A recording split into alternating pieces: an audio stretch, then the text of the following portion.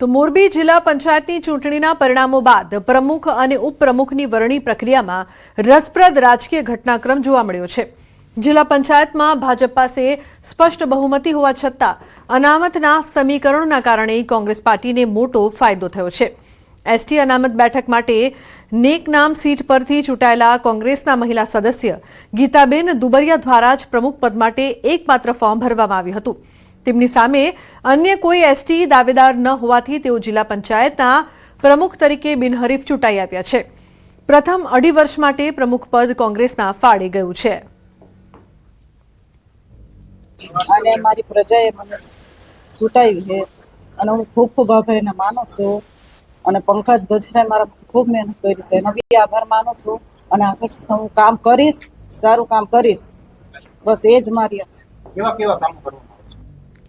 તો રવિ જોડાયા છે વધુ માહિતી આપવા માટે। રવિ, સમગ્ર મામલે શું વધુ માહિતી? મોરબી જિલ્લા પંચાયતની ચૂંટણીના પરિણામો બાદ પ્રમુખ અને ઉપપ્રમુખની વરણી પ્રક્રિયા આજે કરવામાં આવી હતી। તેમાં એક અત્યંત રસપ્રદ રાજકીય ઘટનાક્રમ સામે જોવા મળ્યો હતો। જિલ્લા પંચાયતના ભાજપ પાસે સ્પષ્ટ બહુમતી હોવા છતાં પણ અનામતના સમીકરણોને કારણે કોંગ્રેસ પાર્ટીને મોટો ફાયદો થયો છે। અનામતના ગણિતમાં ભાજપને ધોબી પછાડ મળી છે અને પ્રથમ 2.5 વર્ષ માટે પ્રમુખ પદે કોંગ્રેસના ફાળે ગયું છે, જેથી ગીતાબેનને કોંગ્રેસના જિલ્લા પંચાયતના પ્રમુખ બનાવવામાં આવ્યા છે। જી બિલકુલ રવિ, આભાર સમગ્ર માહિતી બદલ। તો પ્રથમ 2.5 વર્ષ માટે પ્રમુખ પદ કોંગ્રેસના ફાળે। ગુજરાતમાં વસ્તી ગણતરી 2027ને લઈને વિશ્વ કોળી ઠાકોર સમાજ એકતા મહાસંઘે સામાજિક, આર્થિક અને જાતિ આધારિત ગણતરીની ઉગ્ર માંગ ઉઠાવી છે। સંગઠને ઓબીસી સમાજની અલગથી ગણતરી કરવા પર ભાર મૂકતા ભારત સરકારના રજિસ્ટ્રાર જનરલ અને સેન્સસ કમિશનરને સત્તાવાર આવેદનપત્ર પાઠવ્યું છે। ફોર્મમાં ઓબીસી માટે અલગ કોલમ ઉમેરવાની માંગ સાથે દાવો કરવામાં આવ્યો છે કે 1931 પછી ઓબીસી સમાજની સચોટ ગણતરી થઈ નથી। મહાસંઘે જણાવ્યું કે બંધારણીય હક અને અનામતના લાભ માટે અલગ ગણતરી જરૂરી છે, નહીં તો ઓબીસી સમાજ સરકારી યોજનાઓથી વંચિત રહી શકે છે। તો કોંગ્રેસના પ્રવક્તા પાર્થિવરાજ કઠવાડિયાએ ડીઝલને લઈને અગરિયાઓને થતી તકલીફો અંગે વાત કરી। રાજ્યના મીઠા ઉદ્યોગ પર ગંભીર સંકટ ઊભું થયું છે। અંદાજે 50,000થી વધુ લોકો સીધા મીઠાના ઉત્પાદન સાથે જોડાયેલા છે, જ્યારે આડકતરી રીતે 1 લાખથી વધુ લોકોની રોજગારી આ ઉદ્યોગ પર નિર્ભર છે।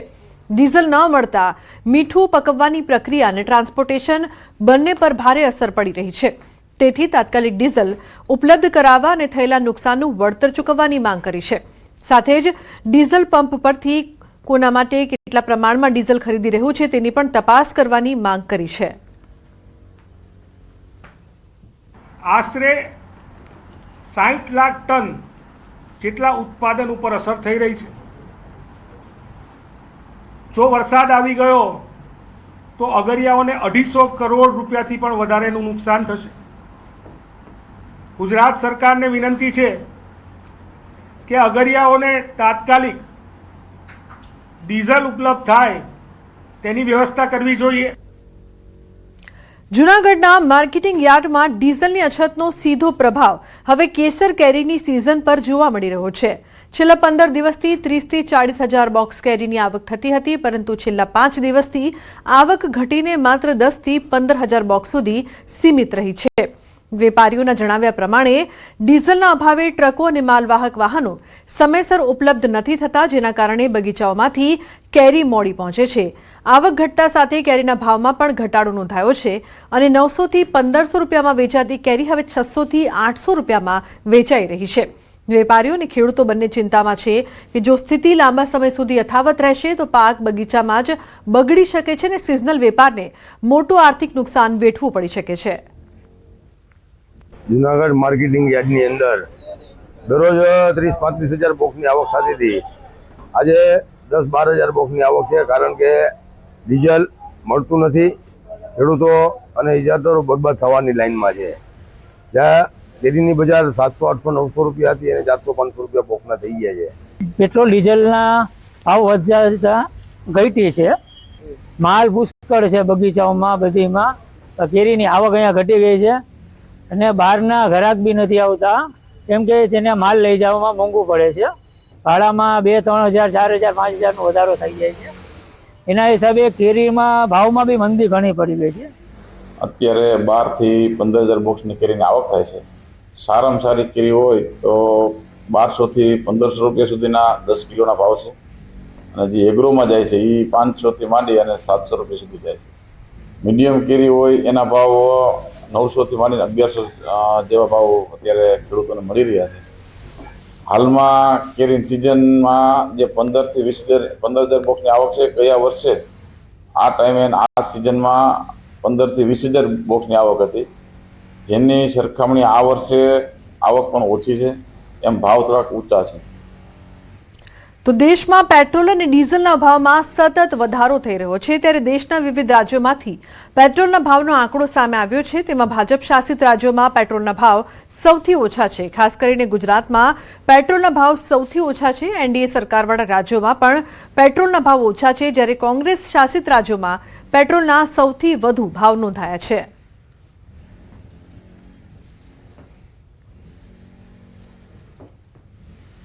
તો હાલ અફવાઓના કારણે કેટલાક પેટ્રોલ પંપ પર પેટ્રોલ અને ડીઝલનો જથ્થો પ્રભાવિત થઈ રહ્યો છે.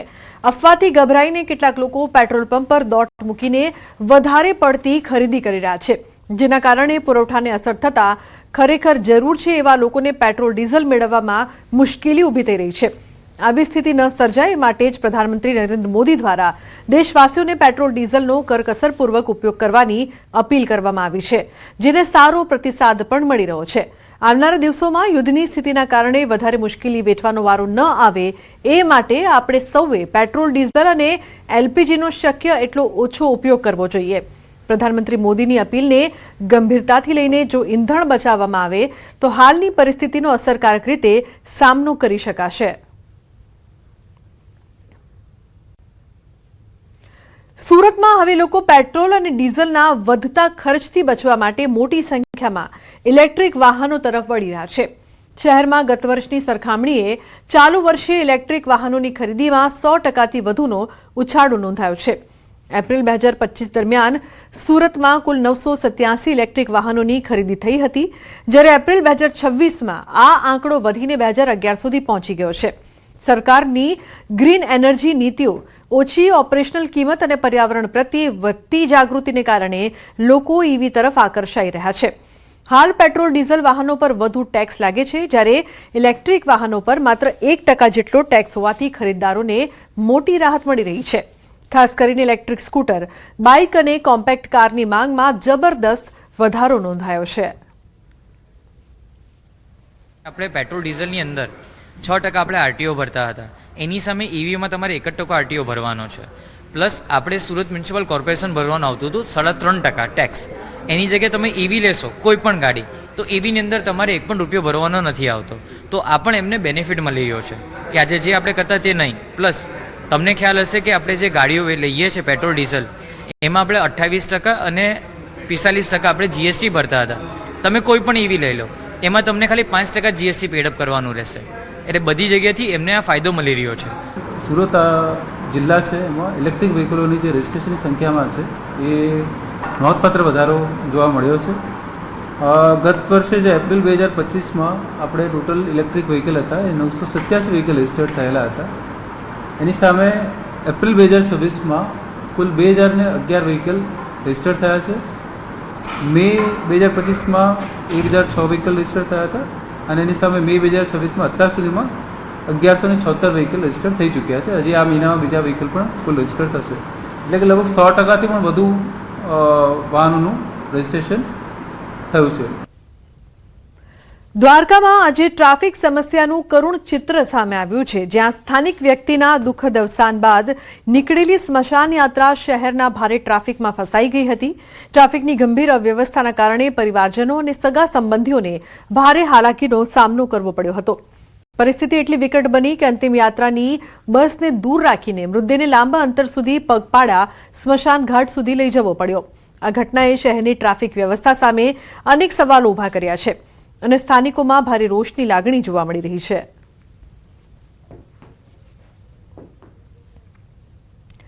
સુરેન્દ્રનગર પોલીસની પ્રશંસનીય અને માનવતાભરી કામગીરી સામે આવી છે. પોલીસે વ્યાજખોરોના કબજામાંથી એક પીડિત પરિવારના ₹1 કરોડ અને આશરે 70 તોલા સોનાના દાગીના માત્ર 48 કલાકમાં મુક્ત કરાવીને પરત સોંપ્યા છે. આ પરિવાર છેલ્લા 4 વર્ષથી વ્યાજખોરોના માનસિક ત્રાસનો સામનો કરી રહ્યો હતો અને વ્યાજખોરો તેમના દાગીના પરત આપતા નહોતા, પરંતુ પરિવારે આ અંગે પોલીસને રજૂઆત કરતા જ પોલીસે ત્વરિત કામગીરી કરી હતી. એસપીએ ભોગ બનનાર પરિવારને રૂબરૂ બોલાવીને તેમના દાગીના પરત સોંપતા પરિવારે પોલીસનો આભાર વ્યક્ત કર્યો હતો. સાથે જ એસપીએ અન્ય નાગરિકોને પણ કોઈપણ જાતના ડર વગર વ્યાજખોરોના ત્રાસ સામે પોલીસનો સંપર્ક કરવા અપીલ કરી છે. તો રબારી સાહેબે આ બધું હાથમાં કામ લીધું. રબારી સાહેબનું કામ બહુ સારું છે. 24 કલાક ન થવા દીધું. એમના ટીમે અમને બધી મદદ કરી અને 24 કલાક ન થવા દીધું. અમારું ઘરાણું 70 તોલા અમને અપાવી દીધું છે. એ જ એક જ મિનિટની અંદર જે અરજી આપતા એક જ મિનિટમાં સાહેબે જે પોલીસ ખાતું અમારું જે લીંબડીનો સ્ટાફ, પીઆઈ સાહેબ, પીએસઆઈ સાહેબ, તે આખી ટીમ, સમગ્ર લીંબડીની ટીમ મળી અને તે ઝડપથી દોડી અને જે લોકો પાસે અમારા ઘરેણા પડ્યા હતા ત્યાં તે લોકોએ ખૂબ સારી એવી તપાસ કરી અને ખૂબ અમને મદદ કરી અને અમારું જે કંઈ ઘરેણું હતું એ પરત અપાવી દીધું અને તેમના જે કંઈ પૈસા હતા, મૂળગા પૈસા જે કંઈ, તે લઈ અમને રાજી ખુશીથી એકબીજાનું સમાધાન પણ કરાયું છે. આખો જે પરિવાર છે, આ પરિવારને એક તરીકેથી લંબા 4 થી 5 વર્ષથી એ લોકો હેરાન થતા હતા અને આની જે મહિલાઓ હતી અને આને પોતાના દાગીના મળતા નથી હતા અને પોલીસ સ્ટેશન આવ્યા પછી ફક્ત 1 થી 2 દિવસની અંદર તમામ કાર્યવાહી પૂરી થઈ ગઈ છે અને અત્યારે અમે જે આના દાગીના છે એ 70 તોલાના દાગીના અત્યારે